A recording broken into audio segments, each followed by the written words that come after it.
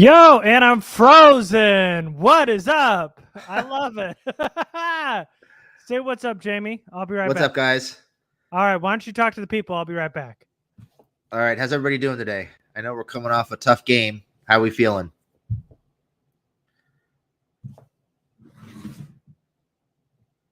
Thank you, everybody, for joining us today. I'm sure Garrett will be back in just a minute. I'm here. There I am. Woo-hoo-hoo-hoo. Yes. Who did who did a better job today? Me, Frozen me, or Kenneth Murray? Frozen you. Thank you. I came back. I showed up eventually. I eventually came back. Oh, man. All right. Well, here we are. Week 10, Chargers lose. Was not a good day for the Chargers. And we did our little breakdown of this game that was going to happen. And there was something, I don't know if you said it on the podcast or we were just texting back and forth, but you were talking about how this Vikings team was like Jekyll and Hyde. Like they could be good, they could be bad. Yep. And today they just kind of were a little bit better than they usually are. Yeah. I mean, Cousins probably played one of his best games of the year. The defense for the Vikings was really good pretty much all day. Kendricks with the huge pick. They were able to pressure Herbert when they needed to and force some incompletions. The Vikings were just better prepared for this game, I thought, than the Chargers were, and they executed better during the game. Yeah. I mean, I think a lot of it was a lot of missed opportunities, and I guess we should get into some of those. One of them, of course, here was, as Manny's saying, that last drive. They had a chance to really back them up. I don't know if wasn't it 2nd and 20? It was 2nd and 22. It was 1st and 25, 2nd and 22, 3rd and 20. And there's a 2nd and 17 during that too. And still, it ended up being a 4th and 2 when they got it eventually. There were a lot of missed opportunities today. Yeah, I mean, the Chargers had a couple opportunities to turn the ball over. One around midfield. An interception went right through Tavon Campbell's hands. They had another play in the end zone where it seemed like Durham was going to come down with a pick and he just couldn't quite reel it in. There was another touchdown pass to Conklin, I think, that just barely floated over Tillery's hands. It looked like he had a chance to maybe at least break that up, and it just barely got over his hands. And that's the same play where Derwin and Gilman ran into each other. Yeah, that's the play where Derwin and Gilman ran into each other, and they got a free run at Cousins, and they just couldn't quite force that bad throw or break that pass up. Of course, getting the ball back with a minute left right before the half and 2 timeouts, you're thinking they're going to throw that ball deep. They're going to take some shots and try to put some points on the board. They barely move the ball and don't get any points out of that drive. That was really the big difference in the game for me, is flipping the field position, getting that ball back with a minute left and 2 timeouts and not being able to move the ball, let alone score any points. That really that set them behind. Yeah. And Jamie, by the way, nice shirt you're wearing there, buddy. I Thank just thought it was behind your mic, but look at that. The Lightning Round Podcast t-shirts coming soon. Look at that. Man, that looks good. But yeah, there were a lot of missed opportunities. Yeah, one of the biggest difference in the game was the Chargers getting the ball back, a minute left before halftime. They're down by 3. They're on the 50-yard line. Andre Roberts got a good enough return to get them in positive yardage. They go 3 and out. It killed all momentum, and they just could not capitalize. Missed opportunities. You're talking about the missed interceptions. Tavon Campbell goes right through his hands. Derwin James can't get that interception. And there were a lot of drops today. Joshua Palmer dropped a 3rd down pass that went right through his hands. Mike Williams dropped the ball like right at the goal line. Austin Eckler, uncharacteristic drop right in the middle of the field where he's set up to get a ton of yards, and he's got a lot of green in front of him. Jalen Guyton, a bad drop. We talked about that last drive being set up where there's a 2nd and 17, 2nd and 22, getting it all the way down to 4th and 2, and they go for it. And also, there were a lot of different kind of Staley today. He wasn't as aggressive as we've seen him. There were a couple points where he could have gone for at least gone for it at some point, and they settled for field goals. There was a 4th and 4 on the Minnesota 27. He kicked the field goal early on. There was a 4th and 2 on the Minnesota 2. He kicked a field goal. And then right before half, what we were talking about, it's 4th and 6. You're on the Minnesota 46. There's 32 seconds left there. I know that you're giving Minnesota a short field, but if you really want to flip that script like you've been trying to do all season long, where you believe in your players, you got to put up some more points before halftime so you can take a lead, swing the game a little bit. They don't end up going for it. And the one who ended up going for it on 4th down was Zimmer, who did it to win the game. So that was a little bit different look today, too. Minnesota, not very aggressive. And today, they were, and Staley, not aggressive much at all. Yeah, I thought the one that surprised me the most was on the Chargers, I think, second possession, where they had it was either their first or second possession. They had a 4th and 4 in plus territory. I think they were right on the 40-yard line. What's that? That was the second one. The first one was where Herbert kind of tripped over his feet, and they were 3rd and long. There's just a 3 and out on that first drive. That's right. They got the sack on that possession. So it was a second possession where 4th and 4 from like the Minnesota 40, and they've got a chance to go down and get some points and extend a drive. And instead of going for it, they try to draw them off sides. That surprised me. I thought for sure they'd go for it there. Mm-hmm. And then settling for the field goals surprised me a little bit too. It just hasn't been their MO. But I guess that MO is changing now that they have a kicker they feel like they can trust. A little bit more comfortable kicking those field goals. But yeah, I just thought, in spite of the defense playing pretty well for most of the game, and I know they gave up, they had those 1st and 20, 1st and 25 on the final drive, and you're thinking they're going to come away with a stop pretty easily. Mm-hmm. They have, I think it was 2nd and 17. They have Cook bottled up at the line of scrimmage. Tillery's got him by the ankle, and they can't get him on the ground, and he winds up, instead of running for 2 or 3 yards, running for like 10, and that completely changed that possession. They just couldn't quite make the plays when they needed them. And then I think they just, at the end of the day, they got worn out. I forget what the count was, but I think the Vikings ran like 70 or 80 plays today, and the Chargers ran like 40. The defense was on the field forever. They really needed the offense to make some more plays, extend some drives and give them breaks, and they just couldn't get sorry, excuse me.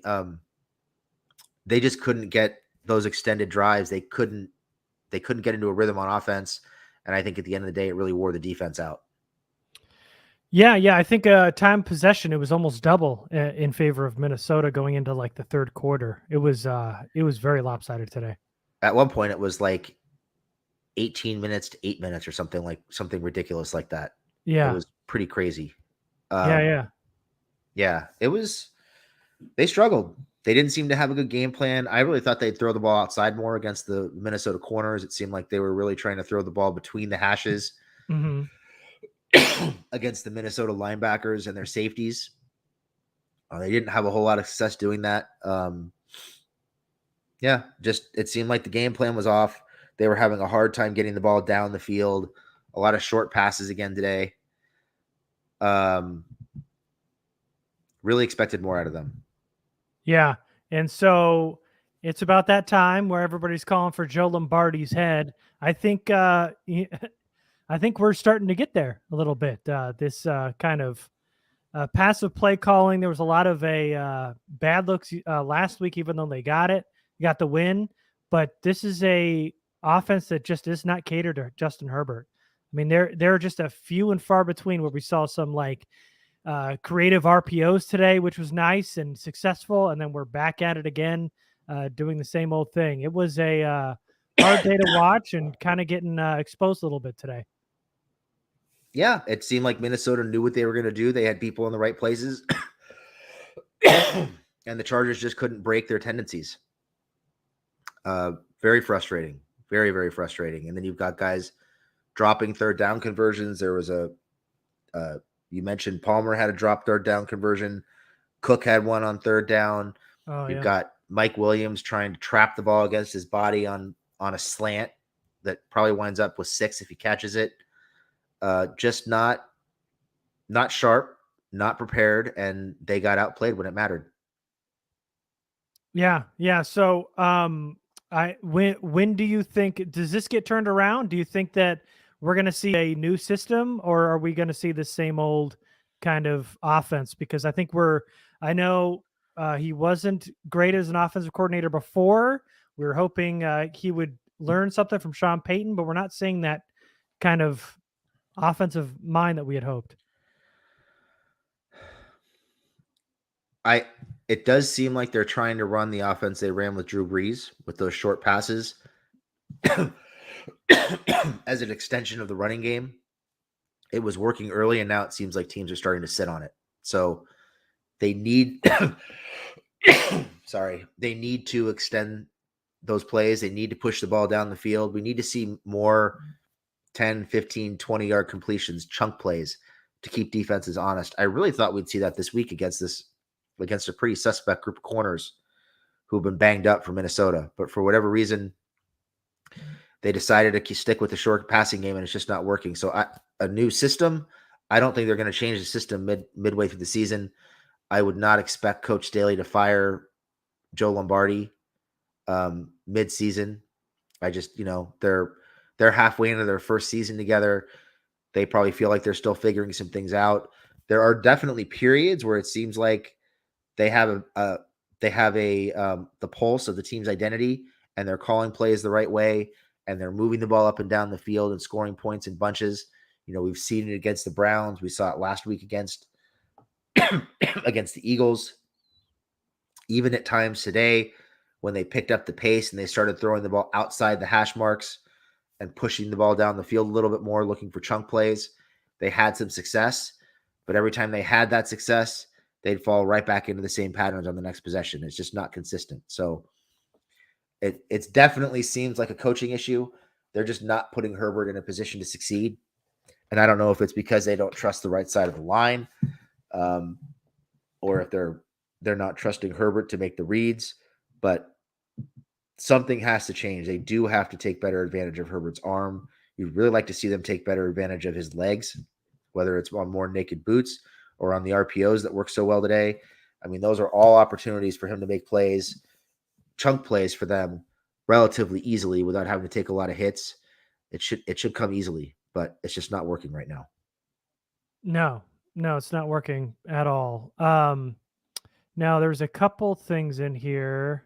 Let's see. Let's see. Okay, so want to talk about Chris Harris because obviously that's a big thing that happened today. We saw early on, we got the big pass deflection on third down on that first drive. There's another time where he ran basically sideline to sideline with Adam Thielen and tackled him for a minimal gain on third down. Kind of forced a field goal there. That was an important down. And then after that, he just absolutely fell off. And the play that, of course, is going to stick out in everybody's mind is that third down play where he's on Justin Jefferson in the slot. He's motioning to Gilman to come down. He plays off and then jumps up, and then he kind of plays off of Jefferson, hoping Gilman comes down. He doesn't, gets the easy first down, and he is jumping up and down, throwing a fit while the play is still going on.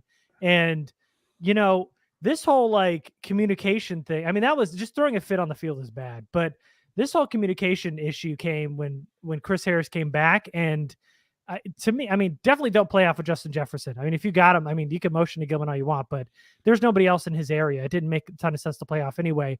But all this miscommunication came back when Harris came back on the field, and he's the only one acting up out there. So, I mean, you kind of make the connection of where that's happening. I don't know what the point is there and why he's got to jump up and down while the play's still going on. I mean, none of that made any sense, and it was a real bad look for Harris. Yeah, I saw earlier in the week, Daniel Popper wrote an article. It was his weekly mailbag segment, and somebody asked him a question about Chris Harris. Is he washed? Basically, was the question, or can he recover? And Popper went to great lengths talking about how Harris is a coach on the field.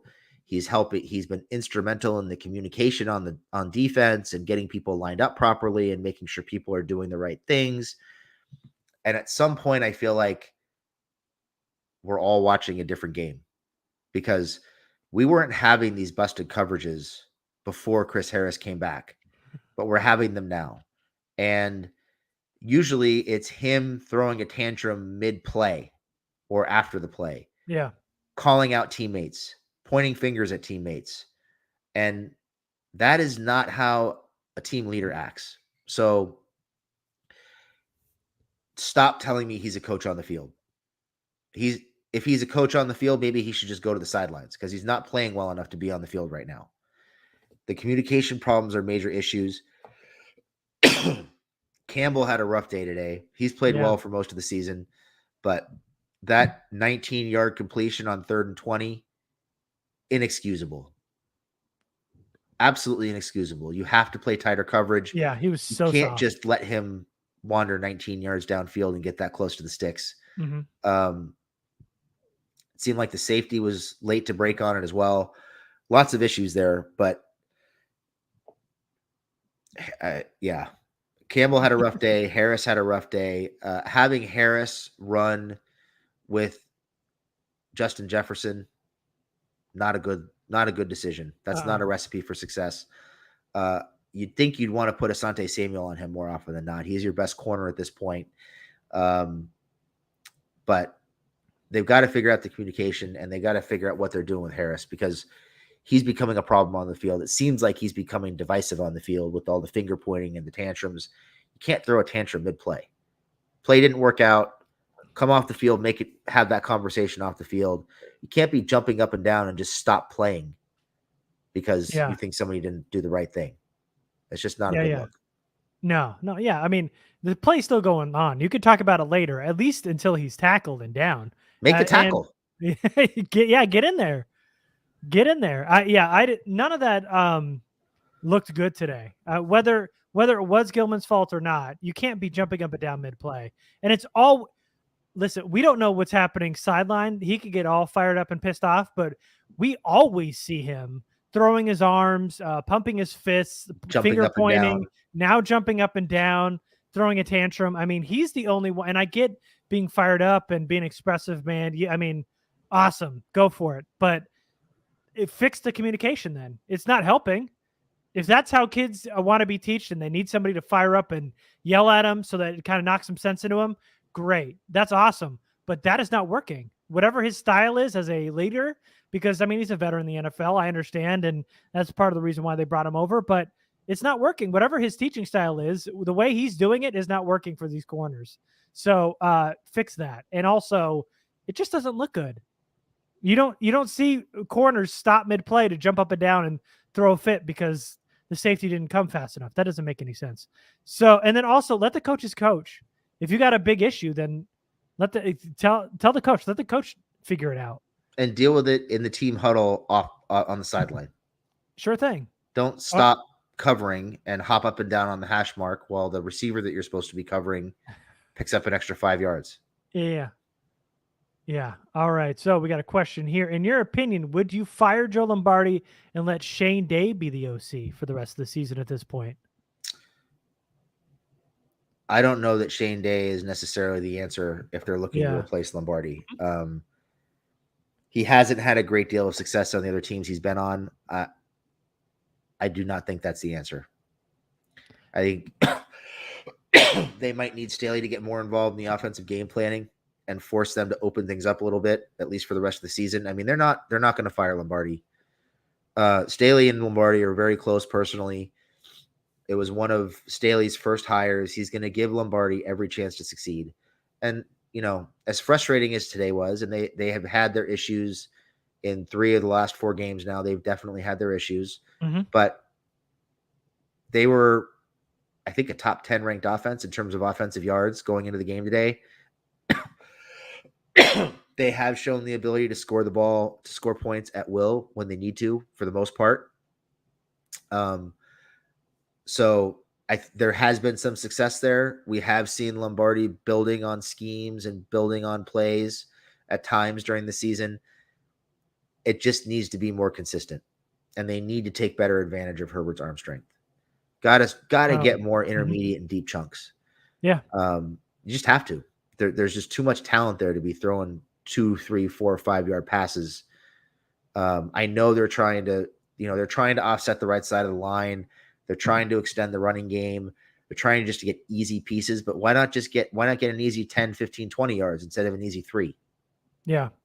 Those 3-yard passes on 3rd and 7, they don't work, man. They haven't worked all season. Yeah. Yeah, and I get the concern with the right side of the line. I really do, but I think for the last 2 games, the offensive line as a whole has done really, really good. I don't know if they've figured that out, but for me, I feel like this right side of the line has been pretty good. So I'm not too worried about the offensive line right now. And you got to take advantage of his arm strength. You got to take advantage of his athleticism. You know that Justin Herbert can run. When they had that RPO working and it was a designed run, that was an easy 10 yards. Easy. Yep. It was an easy first down. It was money. And then we didn't see it again at all the rest of the game. I mean, come on, go to what works. Why keep going away from it when you got things that are working? So And why are we going back to those toss plays yeah, that haven't worked at all for the last 2 weeks, and we keep going back to them? Hey, and was that a personal shot at us that they did a pitch play on that 4th and 2 to Dalvin Cook? You think that was directed straight at us when we're like, these goddamn pitch plays last week on this podcast? It must be. And then on 4th and 2, they pitch it. Dalvin Cook gets it. I absolutely hate that play, but they got it. Dalvin Cook got it. All right, let's see. We got a couple other questions here. Do you all think the league has caught on to Staley's coaching style? 45 games in, they got the tape. Now we are struggling. I think they're struggling because they don't have the players they need to make the system work. And we've talked about this, but Defensively? Staley's system thrived because they had Aaron Donald in the middle of that line, who requires double and triple teams in the middle of the line. That made one-on-one matchups for everybody else, and everybody else had success. They don't have that. Right now, teams are doubling and tripling Bosa outside, and they don't have guys who can beat people one-on-one inside, so nobody's making plays. Although we did see Nwosu start to make plays today. We saw a couple flashes from Justin Jones today. There have been some flashes. It just hasn't been consistent enough. Mm-hmm. They need to invest real draft capital and real money into the rest of that defensive line. They are hanging Joey Bosa out to dry, and they do not have the depth or the starting talent, really, to be effective for a long period of time up front. They just don't. It was an issue going into the season. It remains an issue. They did nothing to address it at the deadline. It's just a fact. They just don't have the bodies up front to hold up. They played well. I mean, the defense, I think, at least for my money, and I don't know how you feel about this, Garrett, but I thought the front seven played really well for the majority of the game against the run. They bottled it up pretty well. They held Cook under 4 yards a carry. You didn't really see a whole lot of big gashing run plays against them. Tackling was decent. They played the run well, and they were able to generate some pressure on on Cousins early in the game. Even in the third quarter, they were creating some pressure. But they need more. They have bodies on the line right now. They need players, period. So I think once they start to address that, things will get better on the back end, but they also have some talent issues on the back end. Harris is an issue. Gilman, I don't really think is a starting NFL safety. He's been okay. They're much better with Adderley back there. Mm-hmm. They lack really speed on the outside. When Derwin's playing up in the box, they don't have playmakers on the back end to speak of. They're still building this thing. They're trying to run this system with maybe a third of what they need talent-wise at best. And I think they're going to continue to build that out. And hopefully, as some of the things that Staley and Telesco talk about during the season in terms of certain players start to play out, Staley will get more and more say in terms of what's happening on the roster, and they will be able to put these things together. But they're not executing the system, the scheme very well right now on offense or on defense.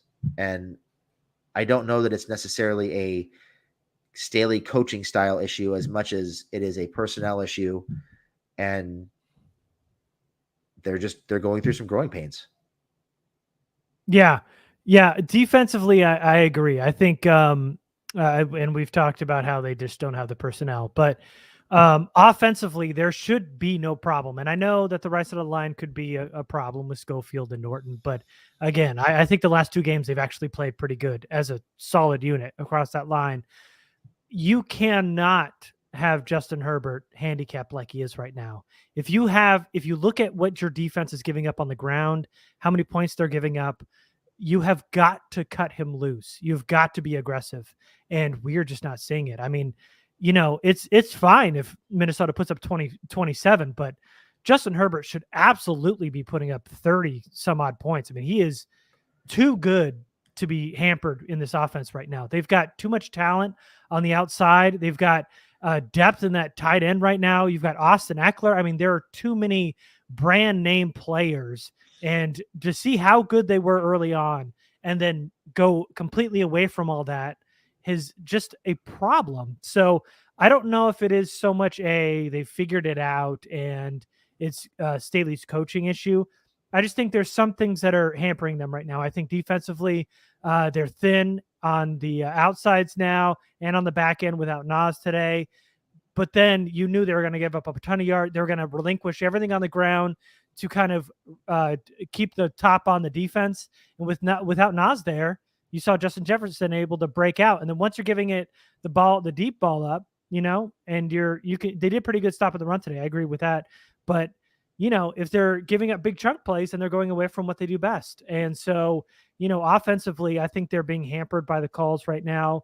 They're too talented of offense and they have too good of a quarterback to be playing the way they are right now. Because, I mean, we know how good Justin Herbert is. We saw it last year and we saw it early on this year. It's not a Justin Herbert problem. It's an offensive play calling issue. We know that. So, no, I don't think it's so much they figured it out thing. I think maybe growing pains is a good way to put it. I think they're kind of going, throughout a season, teams are going to go through lulls and there's going to be ups and downs. And right now, they just kind of are on the downswing. Yeah, I think they still have some issues outside, offensively speaking. I mean, Keenan is obviously great. There's no knocking him. But I think teams are adjusting to Mike Williams, to be honest with you. I think you're talking about a guy who still is not a great route runner. The hands still are not very consistent. And I think it's easy to take him away if you press him and make him beat you with his route running. It took teams a few weeks to adjust to the way that Chargers were using him. And now we're back into the deep ball post slant routine with him because those are the only routes he can run. So he is not the difference-making playmaker that he looked like early in the season. They were getting by on a lot of blown coverages. They were getting by on a lot of soft coverages where they were audibling and getting the ball out quickly. Teams are just taking that away. They're pressing him more. They're putting a man over the top, taking that away. And you're seeing, teams with good safety play, teams with some decent corner play who are able to remain disciplined and not bite on big fakes. And they're not having the busted coverage issues that the Browns had, that some other teams have had. So I don't think Mike, I don't know. You guys know how I feel about Mike. I've been pretty vocal about that. He's got off to a great start this year. He's being very productive. They were using him differently, but he's just not the wide receiver that they need him to be in that role. I would really, really, really love to see more of Keenan in that next role. Yeah. I mean, we saw a quick timing route. I think they were in the red zone on a third down to Mike Williams I think it was a 3rd and 2. It looked really good. I think I know they're pressing him a lot more this year now as the season's gone on, but I do think there hasn't been a lot of that quick timing routes, which has kind of helped Mike Williams. We've been vocal about his route running and all that, but the timing routes worked early on. And I think as that big X, if you can interchange both Mike and Keenan, I think it was working the first couple of weeks of the season. And we're not seeing so much of that so much now. And kind of going back to that like downfield threat type of role, which I don't like at all. But while we're talking about wide receivers, Victor has a question about Jalen Guyton. Why is Guyton still in the lineup? He had that big drop on a first down catch. why not let Palmer or even Roberts take his snaps? Good question, because I agree. Yeah. Even though, yeah, go ahead. Oh, Go I ahead. was just gonna say, I think we all agree. Yeah. I haven't seen the snap counts for today yet, but I do know that Guyton's snap counts and Palmer's snap counts were almost dead even last week. I think Guyton had 25 and Palmer had 21, and they were actually designing plays for Palmer last week. And we Yeah. saw more throws to him this week than we did last week. So I think that role for Palmer is starting to grow, is starting to expand. Which they need because they need a third receiver. Even when Palmer gets or when Guyton gets open, he cannot catch. That guy has somebody said it in the chat. He's got bricks for hands. Um, he's just not good. He was never very good. I know he caught some deep passes last year, but he's a straight line speed guy. He does not run routes very well. I really wish they had kept Tyron Johnson. Tyron Johnson over Guyton just for the route running alone. Yeah. Yeah. So I'm out on Guyton. I know he's a cool guy. And when they were doing the mic'd up, he seemed like a really cool dude to watch on the field. And he's got a great personality, but I mean, he's not a great wide receiver. He's not a wide receiver 3. They've been kind of interchanging Palmer and Guyton, but you're seeing a lot more snaps now for Palmer than Guyton. And we'll probably by the end of the year see a whole hell of a lot more for Palmer than Guyton. But there's just been some weird miscommunication with Palmer and Herbie early on this year. There's a 4th down call where Palmer didn't get around quick enough. This 3rd down drop, there was kind of just this timing issue. They haven't quite worked it out, but there's been some plays designed from last week. Today, they ended up running the exact same play that they ran for Jaylen Guyton that he dropped. They ran it for Palmer. It was successful. So we see who's better suited there as wide receiver 3. And yeah, we talked about it last week. Roberts gives you the threat of at least having some speed on the field. They gave him an end around last week, which was a positive gainer. So that's always good. So yeah, I mean, getting Roberts on the field isn't a bad idea. I mean, they need speed as on that wide receiver group bad, and we've talked about that too. But getting Roberts in over Guyton is a very good idea, and I like that kind of wrinkle. He got a couple snaps last week. I'd like to see him get a little bit more. Yeah, I agree. I mean, Palmer's got better hands. He's much better at the catch point in terms of being strong on challenged or contested balls, and he's a better route runner than Guyton. Yeah. So it just makes sense to start working him in more and more, and I think we'll see more of that. I think that was something they talked about and worked on during the bye week, and we're starting to see it evolve in the game plan. So I'm sure we'll see more of that. Yeah.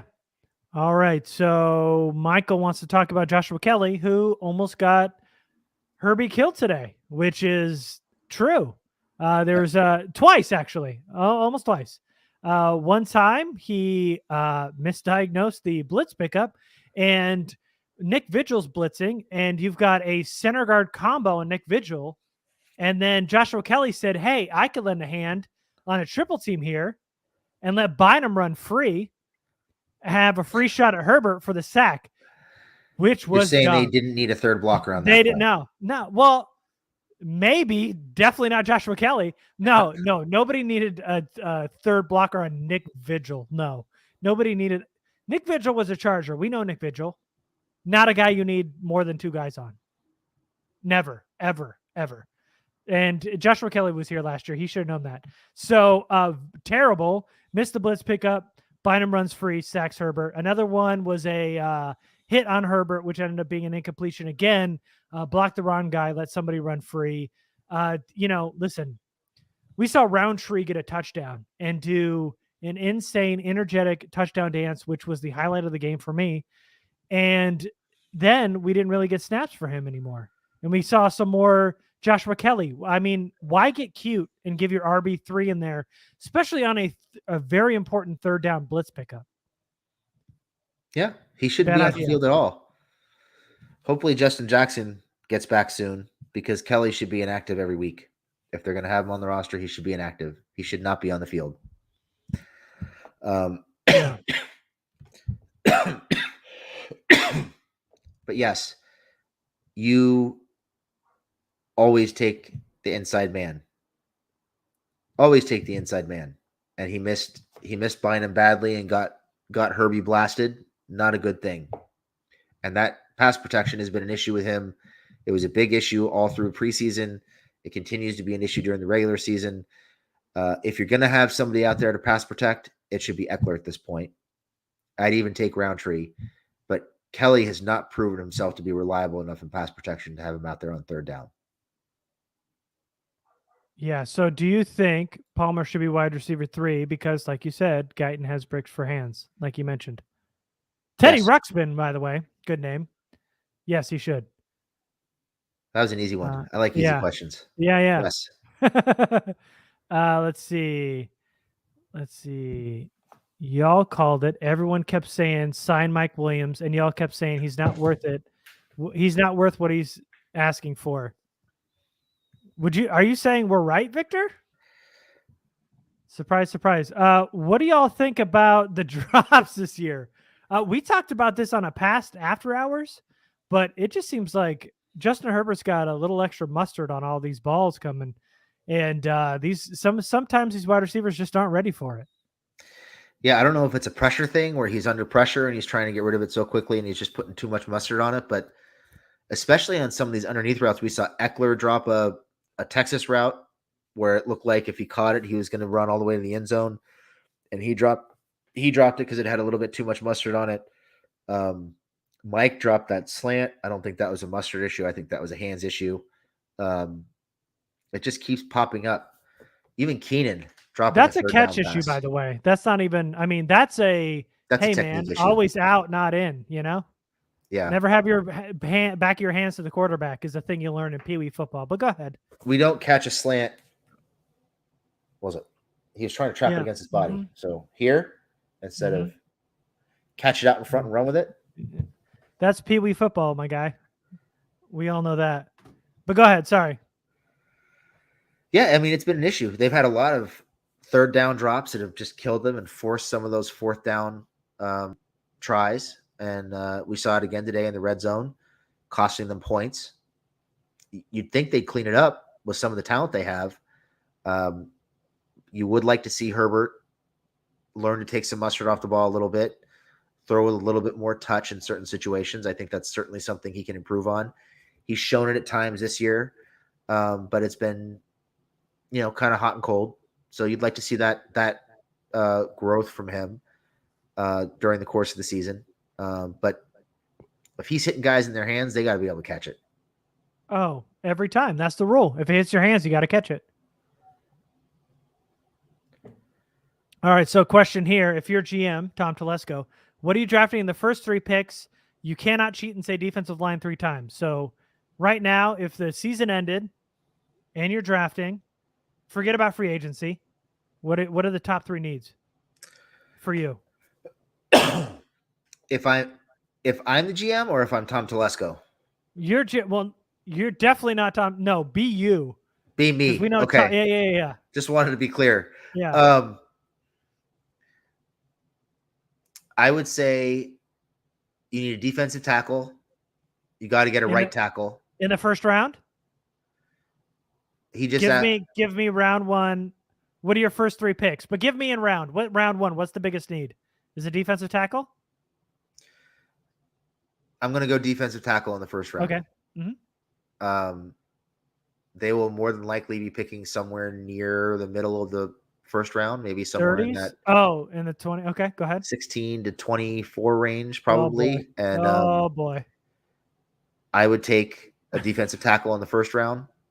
Second round, I'd be looking at right tackle or edge, and probably take whatever I don't get in the second round and the third round. So the first 3 picks need to be defensive tackle based on the roster right now before free agency. Yeah.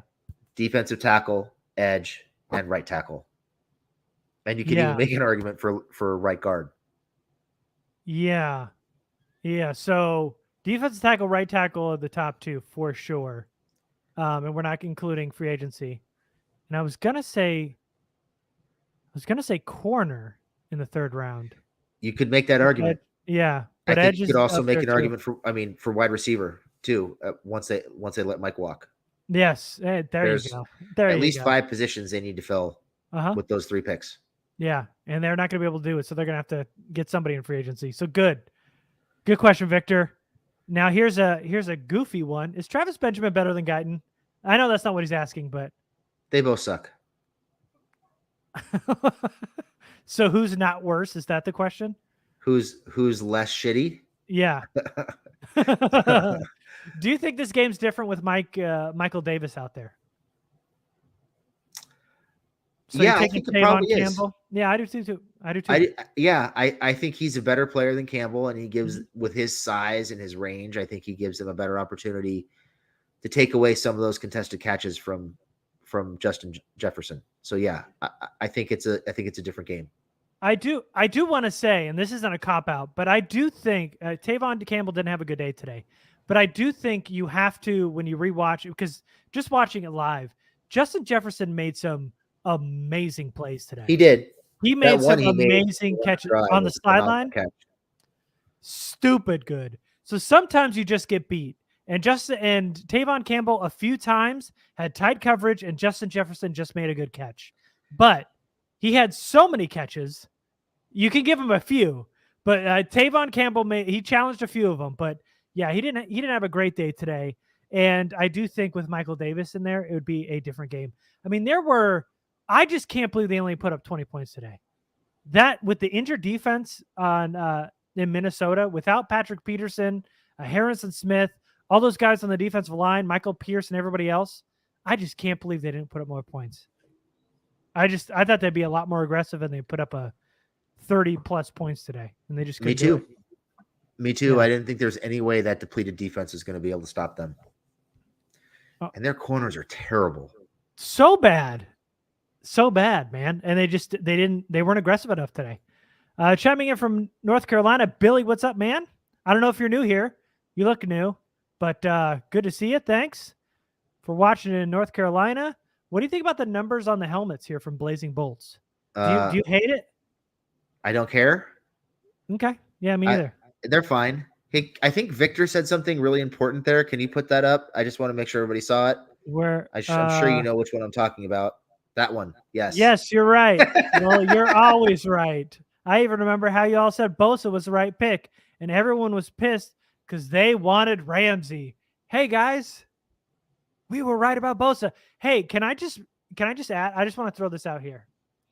So we were right about Bosa. Everybody either wanted DeForest Buckner or Jalen Ramsey, because let's relive the heyday, right? So everybody wanted those, and Bosa was like number 3, because basically Bosa went against college right tackles, so his numbers were inflated going into the draft process. That was the argument. The knock. That was the huge knock, right? The other knock was that he wasn't a good enough athlete to win on the edge. and he didn't have enough, like he loafed too much. Do you remember that whole thing? Oh, he was lazy. Yeah. Okay, so he was lazy. Now, hey, just a little closer. Is Joey Bosa the best Chargers edge player in Chargers history? If you had to pick 2 edge players from the Chargers, is Joey Bosa one of them? Jamie? Chargers history. Chargers history? Edge players. I would say, at least in my lifetime, him and Leslie O'Neal. Okay, I just want to bring that up, because I loved how you got all up close on that. It wasn't that. Well, I wanted everybody to let me whisper in your ear. Because it's not that we were just right, and we said he was good. It's not that just we were right about it and he became the better player. It's that he is maybe going to finish his career as the best Chargers edge player in history. He was that good. He might be a Charger Hall of Famer, if not an NFL Hall of Famer. So let's just I'll get off that, but MK Adams. Keep going.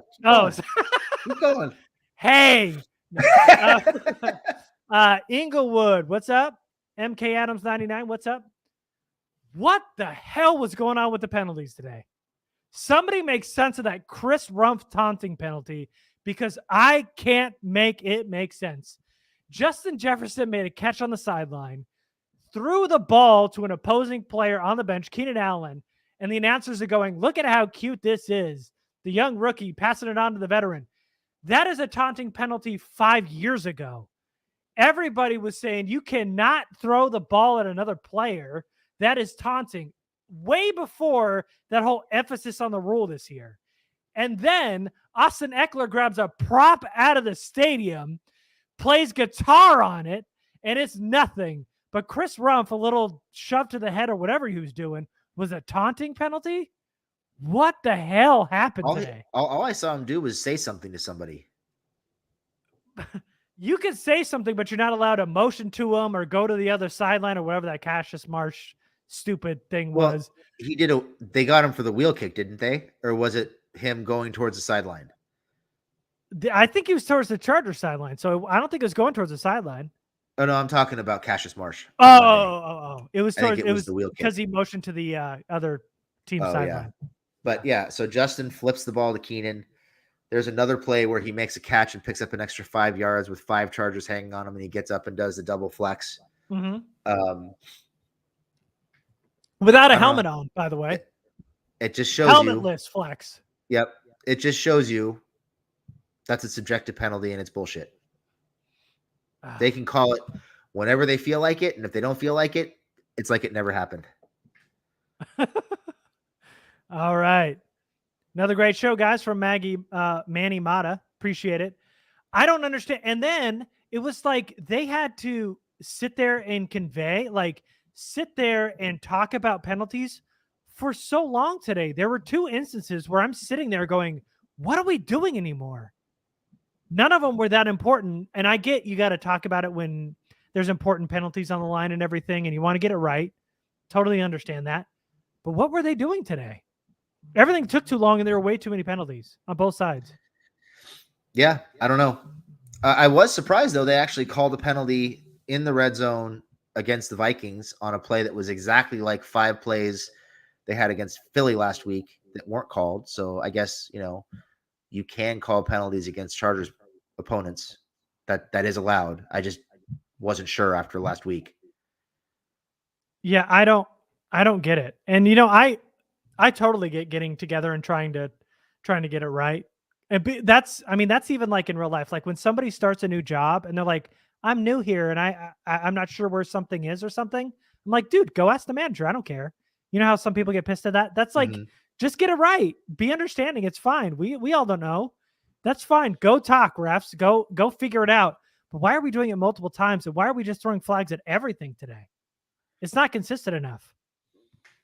No, all right. Not. Let's see. Random question. But do y'all remember Legadou Nane? Hey, man, of course we do. We do. And actually, it's funny he's bringing him up because we took our kids to Disneyland for Gracie's birthday last month. And on the way back, we passed Legadou Nane in his car. And I know it was him because the license plate said Nane. You're kidding. So, nope. Oh, wow. What a cool thing. Oh, man, that's cool. And of course we remember Legadou Nane. Is he better than Jalen Guyton? Yes. Yeah. I just remember that clutch touchdown pass he caught. And that's all I think about him now. So, yeah. Has Jalen Guyton made a clutch last-minute touchdown catch?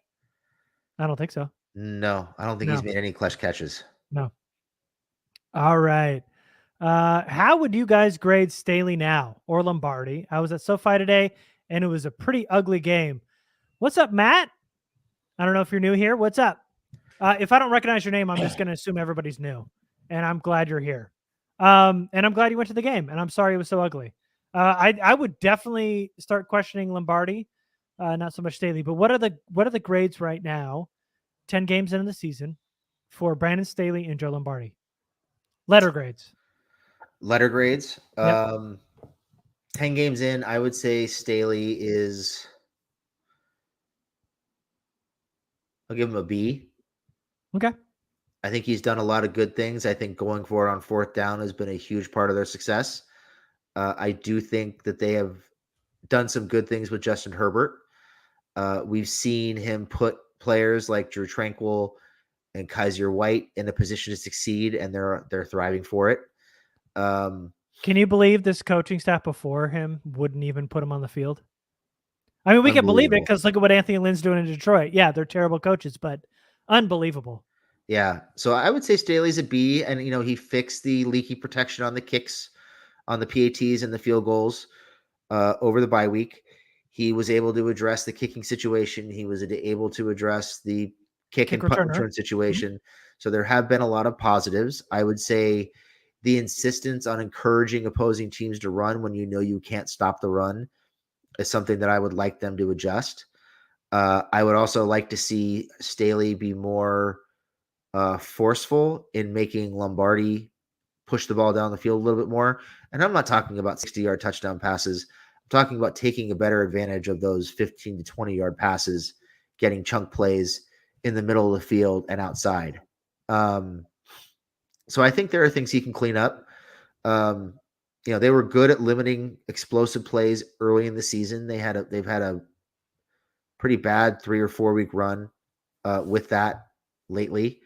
But I think overall things are headed in a pretty solid direction. And again, it's year one.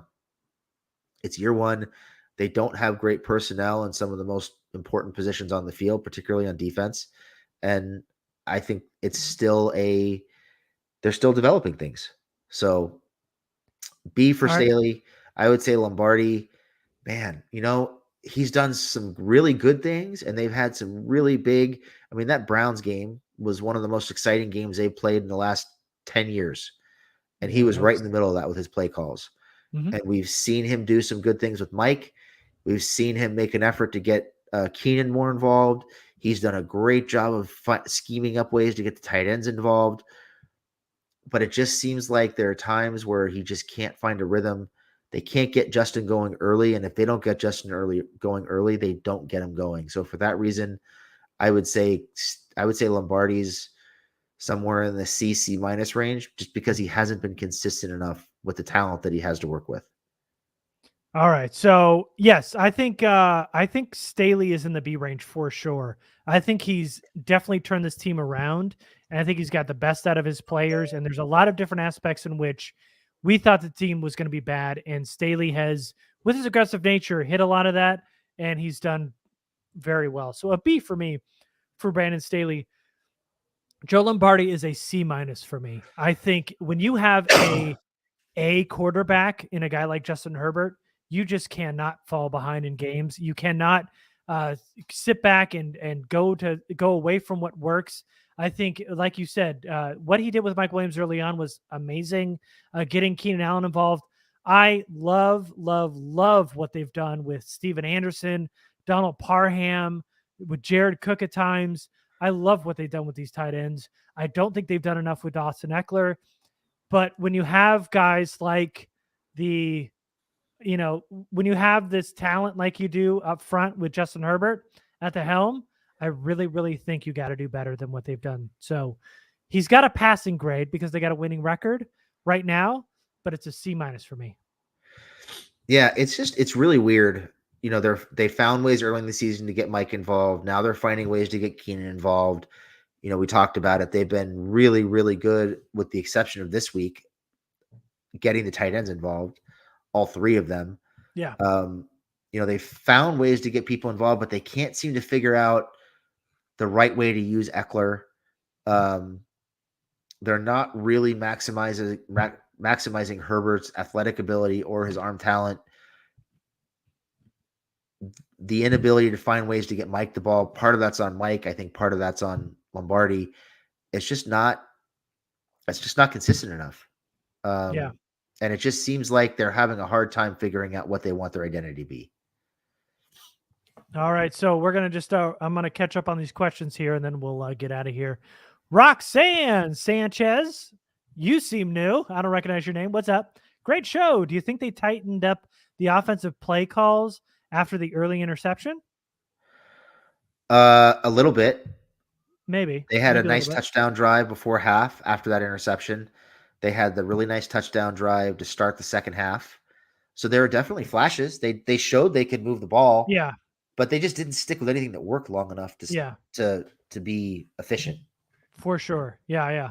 No, I absolutely agree. And they were able to get pressure later on too, Minnesota was. So I understand where you're coming from, but I don't think that, maybe a little bit, but not enough to disrupt them being able to win this game.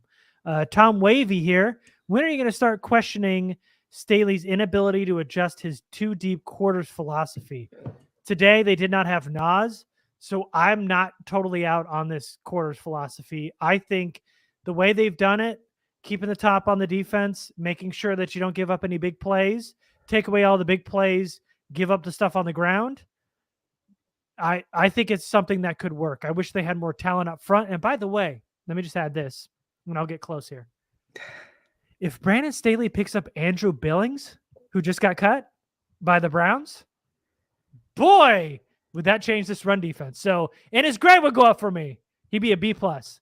But yeah, I'm not out on this two deep quarters philosophy. Are you? Yes and no. I'm Okay. out on it because they don't have the personnel to run it, and they're encouraging teams to attack the biggest weakness on the defense. And to be fair, this is something we've been questioning for 3 or 4 weeks now, if not longer. I know we brought it up after the Baltimore game, brought it up after the Patriots game, Browns game for sure. If you know you don't do something well, why would you encourage the opposition to attack it? So, and it's not all on Staley because they don't have the personnel to run it. And I think that requires an adjustment this season to realize, hey, this is what we want to do. This is what we're building towards, but we're not in a position to do it effectively right now. So we need to show more 8-man boxes, do what we can to discourage the run and force people to beat us over the top. But they also need a healthy secondary to do that. Yeah, yeah. No, I get it. I don't think we're. I don't want to backpedal here. No, I'm still a believer in it. I understand what you're saying, but I think if you're limiting these deep plays like they gave up today to Justin Jefferson, to give up something on the ground, probably a lot, definitely a lot.